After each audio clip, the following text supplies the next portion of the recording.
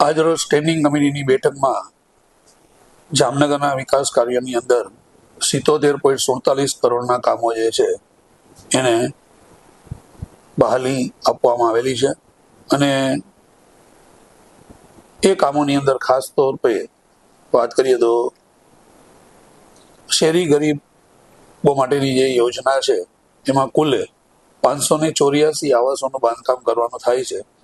હાલ પૂરતું એની અંદર 220 જેટલા આવાસો બાંધવાનું પ્રથમ ચરણનું કામ શરૂ કરવામાં આવનાર છે અને કુલ ખર્ચ 67.80 કરોડનો એના માટે મંજૂર કરવામાં આવેલો છે. આ ઉપરાંત સ્વર્ણિમ જયંતિ મુખ્યમંત્રી શહેરી વિકાસ યોજના હેઠળ 6.04 કરોડના ખર્ચે એરફોર્સ સ્ટેશનથી ઢીચડા રોડ સુધીનું જે કામ છે સીસી રોડનું એ પણ અત્રેથી મંજૂર કરવામાં આવેલું છે. અને ત્યારબાદ વોર્ડ નંબર 13 અને વોર્ડ નંબર 3 ની અંદર સીસી રોડ અને બ્લોકના કામો માટે 3,50,00,000 નું ખર્ચ છે એ મંજૂર કરવામાં આવેલું છે.